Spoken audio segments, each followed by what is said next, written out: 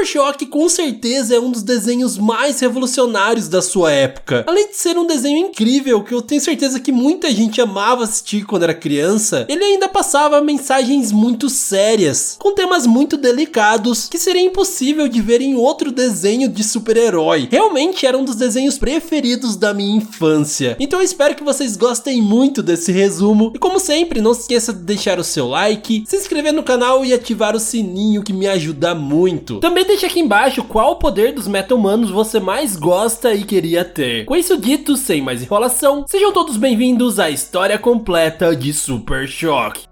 Tudo começa com o nosso protagonista, o Virgil Hawkins, um adolescente de apenas 14 anos que por causa de uma garota acaba arrumando briga com o Francis, o clássico valentão que, meu Deus, com 14 anos o cara já tem esse shape, é um verdadeiro super teen, mesmo sem seus poderes. A sorte é que o Wade acaba ajudando ele, mas ele na verdade fazia parte de uma gangue e iria ajudar o Virgil naquela situação, esperando favores em troca. Então ele se vê obrigado a ir em uma briga entre gangues, que coincidentemente o Francis fazia parte da gangue rival. E toda essa situação é bem problemática, porque a sua própria mãe, que era paramédica, tinha morrido baleada em uma situação exatamente igual a essa. Mas mesmo assim, lá estava ele no meio de toda essa confusão. E acontece que no meio de tudo isso, a polícia acaba aparecendo, jogando uma granada acidentalmente no meio de uns barris misteriosos que produz uma espécie de fumaça roxa,